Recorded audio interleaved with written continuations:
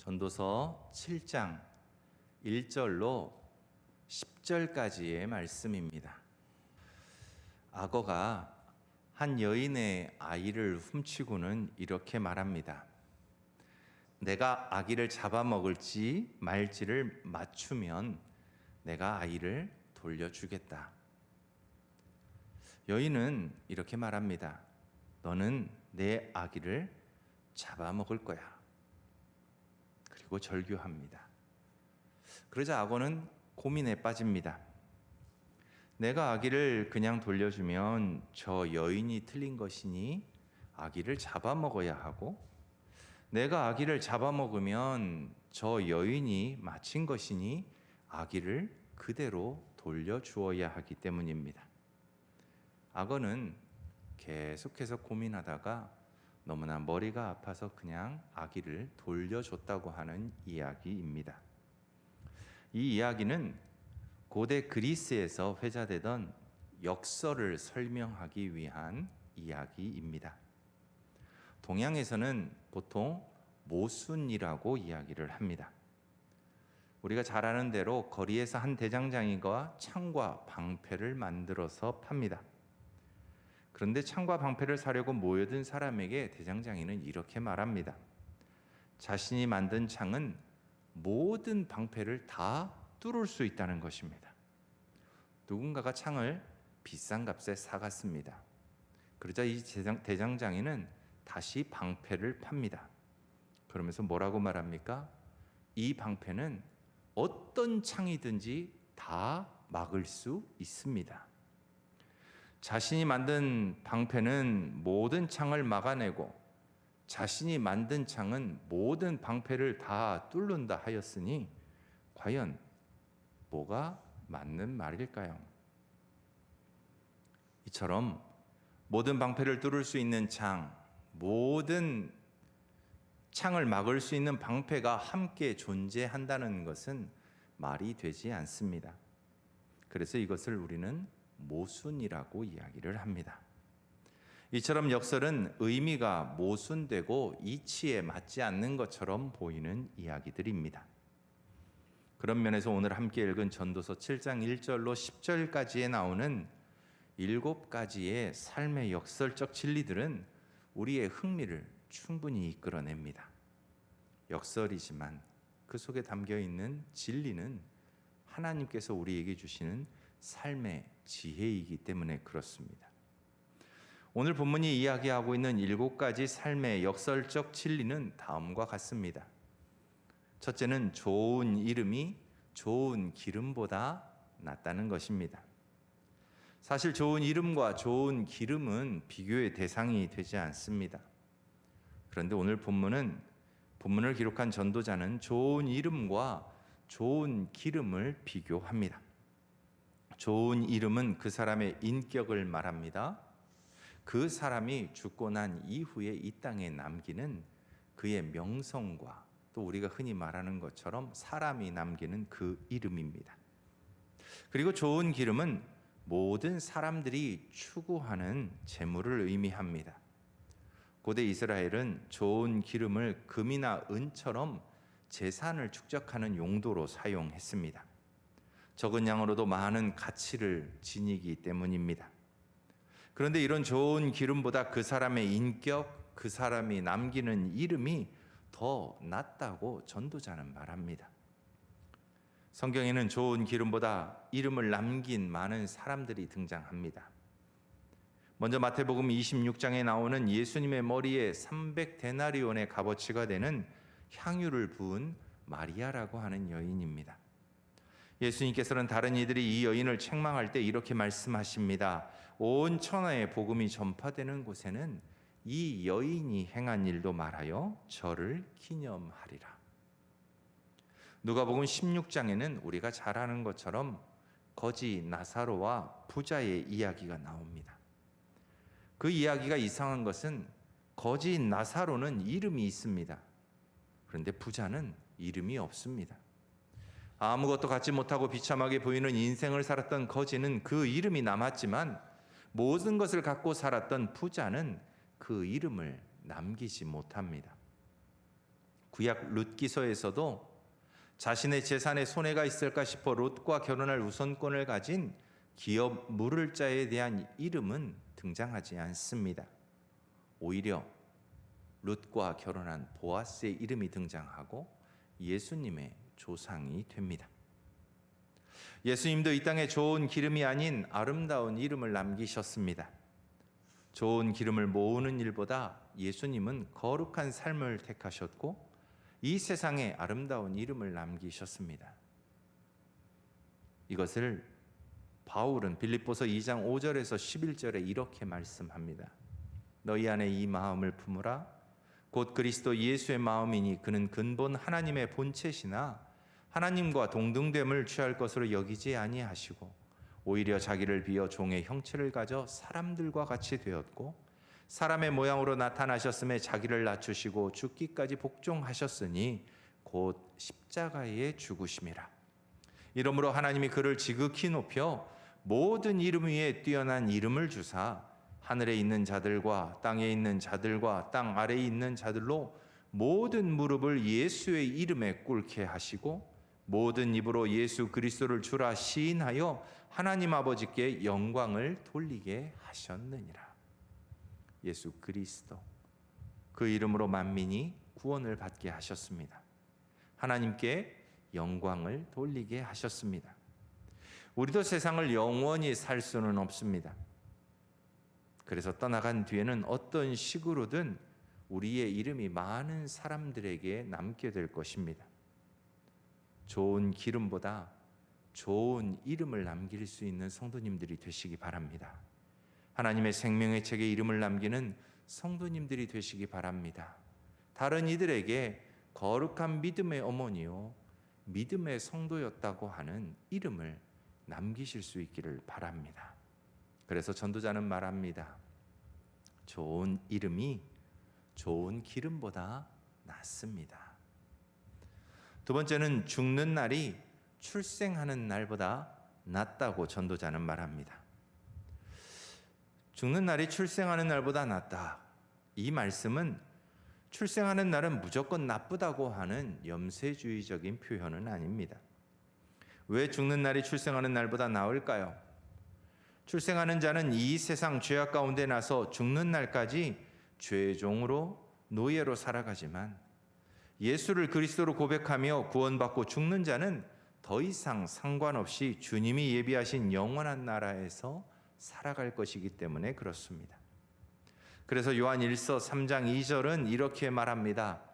사랑하는 자들아, 우리가 지금은 하나님의 자녀라. 장래에 어떻게 될 것은 아직 나타나지 아니하였으나 그가 나타내심이 되면 우리와 그와 같을 줄을 아는 것은 그에 계신 그대로 볼 것임을 인함이니. 주께서 하나님 보좌 우편에 앉아 계신 것처럼 우리도 다 하나님께서 다스리시는 나라에서 영원한 생명을 누리게 되는데 곧 죽고 난 이후입니다. 더 이상 이 땅의 고통과 고난, 아픔과 슬픔이 없이 영원한 기쁨을 누리며 우리는 그곳에서 하나님을 찬송하게 될 것입니다. 더 이상 죄로 인해 고통받지 않을 것입니다. 그래서 바울도 고린도후서 5장 8절에 이렇게 고백합니다. 우리가 담대하여 원하는 바는 차라리 몸을 떠나 주와 함께 거하는 그것이라. 그리고 잠언 14장 32절도 이렇게 말합니다. 의인은 그 죽음에도 소망이 있다. 전도자가 말하는 것처럼 우리가 예수를 믿고 구원을 얻었으면 사실 죽는 날이 출생하는 날보다 낫습니다. 세 번째로 초상집에 가는 것이 잔치집에 가는 것보다 낫다고 전도자는 말합니다. 잔치집에는 기쁨이 넘칩니다. 때로는 분위기 때문에 현실의 고통을 망각할 수 있기도 합니다. 반대로 초상집에 가면 할 말이 없을 경우가 참 많습니다. 사람의 죽음 앞에서는 누구나 철학자가 될 수도 있기 때문입니다. 다윗은 죽음에서 솔로몬에게 나는 모든 사람이 가는 길을 간다고 말합니다. 죽음은 언젠가는 우리도 가야 할 길입니다. 그래서 우리는 죽음으로부터 묵상할 수 있고 여러 가지 것들을 배울 수 있습니다. 종교개혁가인 루터는 자기 친구의 죽음을 보고 구원에 대해 고민하기 시작합니다. 루터와 그 친구는 법학을 공부하던 법학도였습니다. 그런데 함께 길을 가는데 갑자기 벼락이 쳐서 그 친구가 벼락에 맞아 죽고 맙니다. 친구의 장례를 치르며 루터는 많은 고민을 하게 되었습니다. 이 사람이 정말 죽어서 천국에 갔을까? 내가 아무리 법을 공부하지만 나도 곧 죽을 텐데 그때 내가 배운 법학이 나를 구원하는 일에 과연 무슨 도움이 될까? 법관이 되어 출세하는 것이 중요한 게 아니라 영원한 생명, 구원받는 일이 더 중요하다는 것을 생각하게 되었습니다. 그래서 그날로부터 구원에 대해 고민하고 법률 공부를 그만둡니다. 그리고 신부가 되기 위해 수도원에 들어갑니다. 그는 수도원에서 구원받기 위해 너무나도 철저한 수도 생활을 합니다. 금욕 생활도 합니다. 그런데 아무리 힘써 수도 생활을 하고 금욕 생활을 해도 자신의 구원을 그는 확신할 수 없었습니다. 도둑질은 하지 않지만 마음속에 일어나는 탐심은 어쩔 수 없었습니다. 살인은 하지 않지만 마음속에 일어나는 미움도 막을 수 없었습니다. 이런 것들이 없어져야 구원을 받겠는데 아무리 노력해도 이루어지지 않습니다. 당시 로마 가톨릭은 고해 성사를 통해 죄 씻음을 받을 수 있다고 가르쳤습니다. 루터는 자기의 고민 문제를 해결하기 위해 하루에 30번이나 고해 성사를 하러 다니기도 했습니다. 루터가 고해 성사를 너무 자주 하러 오니 고해 성사를 담당하는 신부가 너무 힘들어서 한꺼번에 그 죄를 다 모아서 가지고 오라고 말할 정도였다고 합니다. 루터는 고행을 하면서 기도하면 죄를 용서받는다는 말에 눈밭에서 뒹굴며 밤을 새워 기도하기도 했습니다. 바티칸 성당의 계단을 무릎으로 기어 올라가기도 했습니다. 그럼에도 구원의 확신은 없었습니다. 결국 루터는 자신의 노력이 아니라 믿음으로 구원받는다는 것을 말씀을 통해 깨닫습니다. 오직 믿음으로 구원받게 된다는 이 구원의 진리는 루터로 하여금 종교 개혁가가 되게 했습니다. 이처럼 때로 초상집은 우리에게 자신의 삶을 돌아볼 수 있는 기회를 제공합니다. 자신의 죽음을 준비하고 대비할 수 있게 합니다. 그래서 잔치집에 가는 것보다 초상집에 가는 것이 더 낫습니다. 기독교만이 죽음의 문제를 완전히 해결한 종교입니다. 오죽하면 초상집에 가서 죽음을 축하할 수 있는 종교는 기독교밖에 없습니다. 찬송가 235장은 이렇게 찬송합니다.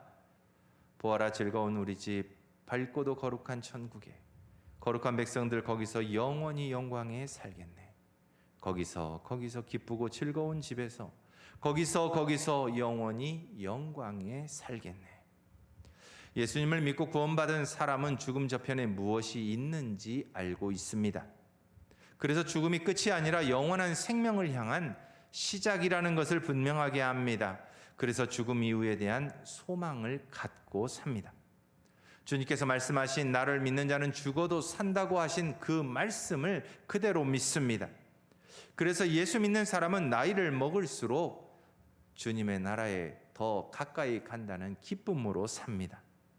바울 사도는 빌립보서 1장 23절로 24절에서 이렇게 고백합니다. 내가 그 두 사이에 끼었으니 떠나서 그리스도와 함께 있을 욕망을 가진 이것이 더욱 좋으나 형제 중 다수가 나의 매임을 인하여 주 안에서 신뢰함으로 겁없이 하나님의 말씀을 더욱 담대히 말하게 되었느니라. 초대교회 성도들도 죽음 앞에서 오히려 소망을 보았습니다. 담대하게 믿음으로 죽음을 맞이했습니다. 이처럼 초대교회 성도들은 순교를 기뻐하며 찬송했습니다. 세상 사람들은 그들을 보면서 이해할 수 없었습니다. 그러나 그들은 죽음 너머에 분명한 소망의 나라가 있음을 알고 있었고 믿었습니다. 우리의 삶이 현세만이 아니라 주님과 함께 영원히 누릴 영광의 삶이 있다는 것을 그들은 믿었습니다. 그래서 그들은 당당했습니다. 죽음 앞에서 공포나 두려움이 없었습니다. 끝까지 믿음을 지키고 순교할 수 있었습니다. 그래서 전도자는 말합니다. 잔치집에 가는 것보다 초상집에 가는 것이 더 낫다는 것입니다. 잠시 잠깐의 즐거움보다 영원한 즐거움을 준비하는 사람이 지혜로운 사람이라는 것입니다. 네 번째로 전도자는 말합니다.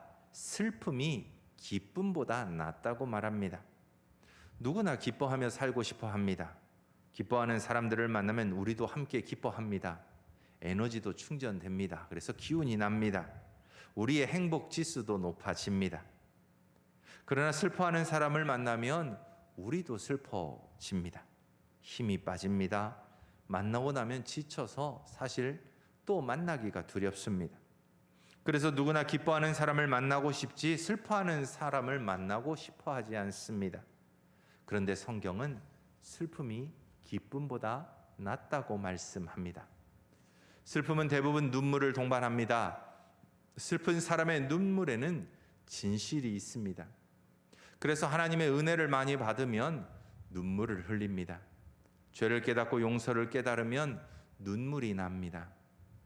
3절 말씀의 슬픔을 얼굴에 근심하는 것으로 표현하고 있습니다. 얼굴의 근심은 눈물을 흘리는 것을 말합니다. 눈물 흘리는 얼굴은 마음의 유익이 됩니다. 눈물은 때때로 마음의 상처를 치유합니다. 오죽하면 정신병 환자들은 눈물을 많이 흘리면 병이 호전된다는 연구 논문도 있겠습니까? 이처럼 사람은 항상 기뻐하기를 원하지만 울어야 할 때는 울어야 합니다. 하나님 앞에서 자신의 죄의 문제를 안고 우는 사람이 복이 있습니다.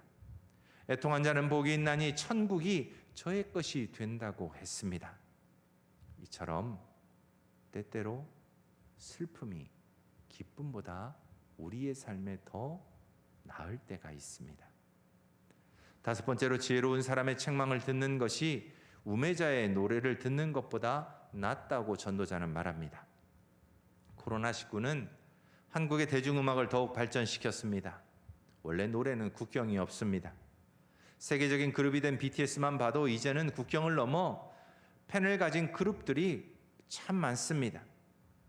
노래는 사람의 마음을 안정시켜 줍니다. 노래는 슬플 때 위로하고 기쁠 때 더욱 기쁘게 합니다. 흥이 있는 우리 민족은 노래를 참 좋아합니다. 여전히 우리나라에는 그래서 노래방이 참 많습니다. 그만큼 사람들이 노래 부르는 것을 좋아합니다. 그런데 이런 노래보다도 책망이 더 낫다고 합니다. 사람은 누구나 책망을 싫어합니다. 책망은 나의 부족함을 지적해 주는 말이지만 누구도 더 나은 삶을 위한 책망을 기쁘게 받아들이지 않습니다. 부부도 책망하면 싸움이 납니다. 성도는 책망을 받으면 교회를 떠나고 신앙생활을 떠나기도 합니다. 이처럼 책망은 사람과 사람의 관계를 깨기도 합니다. 그런데도 지혜로운 사람의 책망을 듣는 것이 우매자의 노래를 듣는 것보다 낫다고 전도자는 말합니다.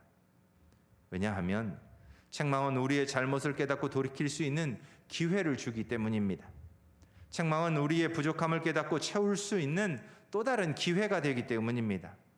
책망은 우리의 잘못된 걸음을 돌이켜 구원의 길로 돌이킬 수 있는 기회를 주기 때문입니다. 그래서 우리는 지혜자의 책망을 기쁨으로 들어야 합니다. 용납해야 합니다. 나를 위한 기회로 감사하며 받을 수 있어야 합니다. 그럴 때 우리는 성도 간의 아름다운 동행이 가능합니다.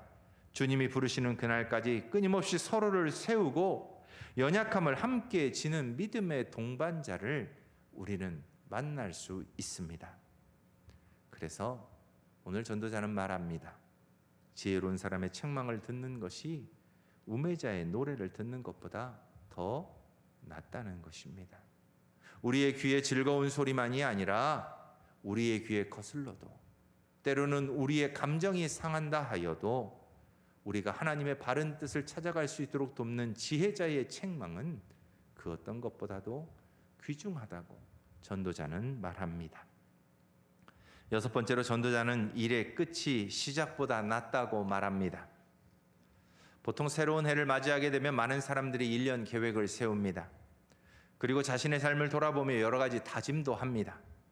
그런데 대부분 시작은 거창하게 하지만 시간이 지나면 자신들의 다짐과 결심을 잊습니다.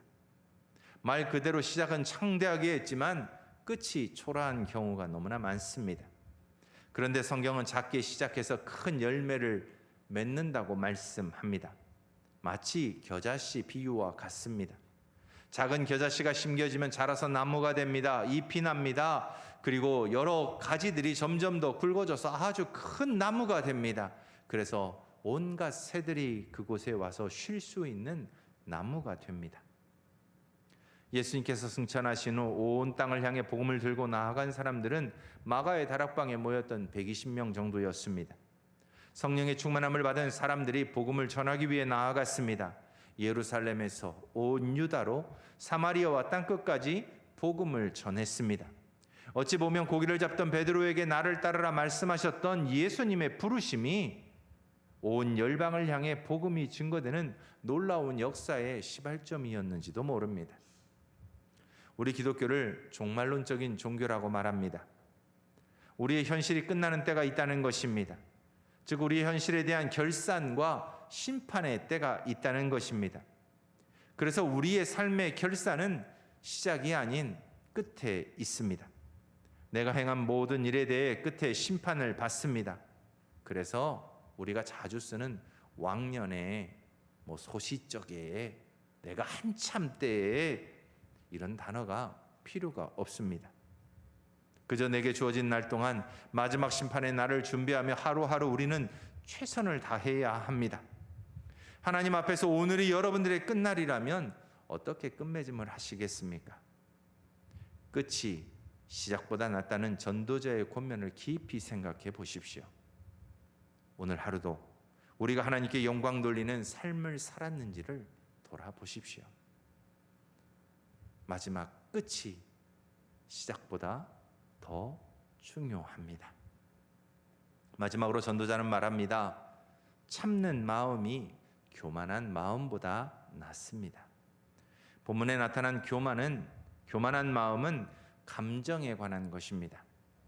인간은 이성도 중요하게 생각하지만 본능적으로 감정을 우선적으로 생각하는 동물입니다.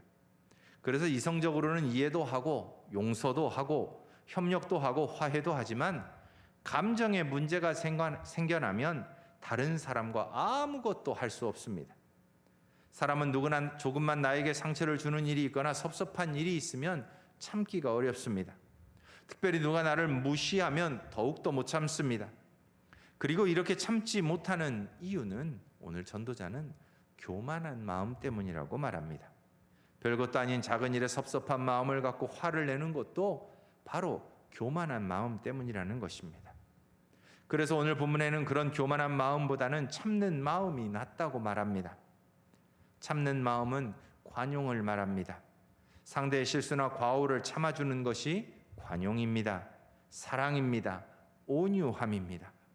하나님의 속성 가운데 우리에게 가장 은혜가 되는 것이 바로 오래 참으심입니다. 참지 않으시는 하나님 한번 상상해 보십시오. 얼마나 두렵습니까? 또한 바울이 고린도전서 13장에서 사랑을 말할 때 첫째로 말한 것이 오래 참음이었습니다. 사랑은 언제나 오래 참고, 교만한 사람은 절대로 다른 사람을 향해 오래 참지 못합니다. 그러나 하나님은 우리를 향해 여전히 오래 참고 계십니다. 우리가 실수하고 죄짓고 범죄한 것으로 말하면 금방 벌받고 망해야 하는데 하나님이 오래 참아주셔서 우리는 여전히 이 땅에서 살아가고 있습니다. 하나님께서 이렇게 오래 참으시는 것처럼 우리도 오래 참을 수 있어야 합니다. 하나님의 품성을 닮아 관용과 사랑으로 사람을 대할 수 있어야 합니다. 십자가에서 오래 참으신 그리스도의 인내와 사랑이 새롭게 창조된 그리스도의 사람들인 우리들의 성품이 되어야 합니다. 그래서 베드로는 베드로전서 4장 8절에서 이렇게 말합니다. 무엇보다도 열심히 서로 사랑할지니 사랑은 허다한 죄를 덮느니라. 서로 사랑하라고, 참아주라고, 인내하라고 말씀합니다. 사랑하는 신구모교회 성도 여러분, 살다 보면 그동안 우리가 당연하게 생각하고 믿어왔던 것이 진리가 아닌 경우가 있습니다. 오늘 전도자가 말하고 있는 삶의 7가지 역설도 분명 우리의 삶 가운데 있습니다. 우리 사람의 생각, 기준, 판단이 아니라 하나님의 기준으로 살아가는 것이 우리에겐 더 중요합니다. 내 삶의 유익은 지금 주어지는 것만이 아니라 하나님의 나라에서 더 크게 주어질 것이기 때문에 그렇습니다. 예수 그리스도를 구주로 믿는 믿음의 결과는 지금보다 주님의 나라에서 더 크게 나타날 것입니다. 그러므로 현실을 바라보며 실망하고 좌절하기보다는 주님의 나라를 바라보며 믿음과 소망으로 살아가는 우리 모든 성도님들이 되시기를 주님의 이름으로 축원합니다. 우리 함께 기도하겠습니다. 하나님 감사합니다. 오늘 이 저녁에도 우리가 주의 음성을 듣습니다. 우리가 이 땅을 살아가며 좋은 이름이 좋은 기름보다 낫다는 것을 압니다. 죽는 날이 출생할 날보다 나은 것도 압니다. 초상집에 가는 것이 잔치집에 가는 것보다 낫고 슬픔이 웃음보다 낫고 모든 사람의 끝이 처음보다 낫고 지혜로운 사람의 책망을 듣는 것이 우매한 자들의 노래를 듣는 것보다 낫고 급한 마음으로 화를 내는 것보다 참는 마음이 교만한 마음보다 낫다는 것을 들었습니다. 우리가 하나님의 가치관으로 하나님의 기준으로 살아갈 수 있게 하여 주옵소서. 인내하게 하시고 사랑하게 하시고 참게 하시고 그 무엇보다도 천국의 소망을 두고 하나님의 나라를 확실히 우리의 가슴에 품고 살아가는 그리스도인들이 되게 하여 주옵소서. 그래서 매일매일의 삶을 주님이 오실 그날을 준비하는 지혜로운 사람들이 되게 하여 주옵소서. 주께서 우리들과 함께 하시며 우리들을 하나님의 말씀대로 이끌어 주실 줄로 믿고 살아계신 예수님의 이름으로 기도드립니다. 아멘.